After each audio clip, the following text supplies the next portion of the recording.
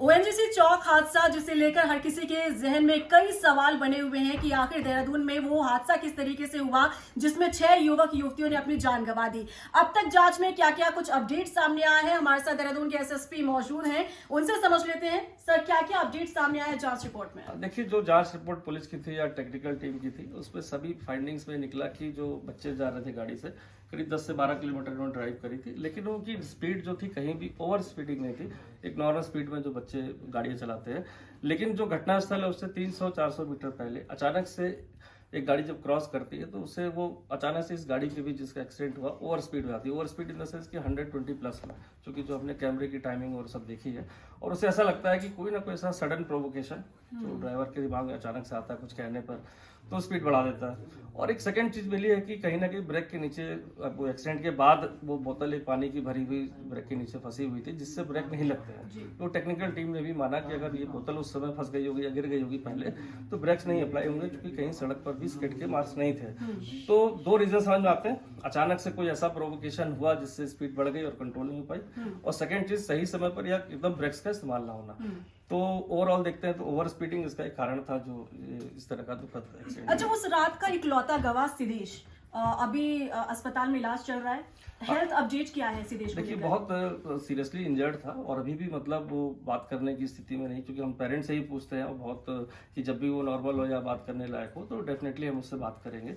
लेकिन अभी वो स्थिति नहीं है कि जिसमें वो चीज़ों को बता पाए और रिकॉल कर पाए। जैसे डॉक्टर्स का भी कहना है कि कुछ कहीं ना कहीं उसकी मेमोरी में भी इफेक्ट हो सकता है। तो अभी लगता है कि हमारी ज़्यादा जो उसको पोक हम इसलिए नहीं करते कि पेरेंट्स को बार बार पूछना थोड़ा सा ठीक नहीं होता। ये बता रखे कि जब भी अगर लगता है कि नॉर्मल है, बोलने की स्थिति में आता है, तो जरूर बताएं जिससे हम उससे बात करें। अच्छा, जानकारी ये भी मिल रही थी कि सिदेश इशारों में बात कर पा रहे हैं। अगर उनसे पुलिस कुछ सवाल कर रही है तो वो अपनी आंखों से इशारा कर पा रहे हैं, तो क्या आप लोगों ने कोशिश की कुछ पूछताछ अभी तक ऐसा नहीं लगता है कि कोई कंक्रीट चीज वो बता पाएंगे, लेकिन भगवान की दया से वो नॉर्मल मतलब स्टेज की तरफ बढ़ रहे हैं। तो मुझे लगता है कि जहां हमने इतना वेट किया, थोड़े दिन और वेट कर ले, तो अगर कोई ऐसी चीज नॉलेज में होगी तो डेफिनेटली बाहर निकल के आएगी। अच्छा, ओएनजीसी चौक हादसे ने आपको भी झकझोर कर रख दिया। जब आपने विजुअल्स देखे, आपने कहा कि आप पूरी रात सो नहीं पाए।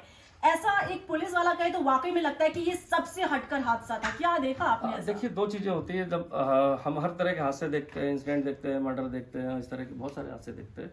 लेकिन जब एक समय में आपको पता चलता है कि 5 बच्चे और इसमें 3 लोगों के सर, मतलब 2 के तो एकदम ही अलग हो गए थे और एक का बॉडी सर का था, और कहीं ना कहीं लगता है कि जिम्मेदारी हमारी भी है कि हम उन बच्चों को कैसे बचा पाएंगे। तो और एक जब सोचते हैं उन परिवारों के बारे में तो कहने का दुख तो होता है। तो उसी लिए कहा कि वो झकझोर देगा, और जो भी संवेदनशील व्यक्ति होगा उस सबको मुझे लगता है इस इंसिडेंट ने आई ओपनर भी है और जरूर उसने संवेदना प्रकट कर। क्या अपील करना चाहेंगे इस हादसे के बाद आप युवाओं से? मैं युवाओं से अपील करूंगा कि जोश में जो है होश ना खोए। ठीक है, रफ्तार और स्पीड और थ्रिल अपनी जगह पर है, लेकिन क्योंकि आपका जो कैरियर है, आपकी जो लाइफ है, पूरी जो लाइफ आपकी रहती है, जब तभी पूरी सफल होगी जब आप 2 टांग 2 हाथ से काम कर पाएंगे और दिमाग से सोच पाएंगे।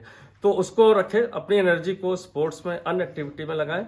ठीक है, जहां जरूरत है, जितनी स्पीड अलाउड है उतनी चलाएं और अपने आप को सुरक्षित रखें। यही मैं आपको एक अपील भी करूंगा, और यही करूंगा कि यातायात के नियमों का पालन करें, ड्रग्स से बचें। अगर ऐसा कोई आपको लगता है, कोई ऑफर दे रहा है या कहीं आप इसमें दलदल में फंस गए हैं, तो जरूर हमारे पास आए, आपकी मदद की जाएगी। चलिए, बहुत शुक्रिया सर आपका बातचीत करने के लिए, और उम्मीद करते हैं ओएनजीसी चौक मामले में ताज़ा अपडेट लगातार सामने आए ताकि हम आप तक ये पूरी जानकारी पहुंचा सके। नमस्कार।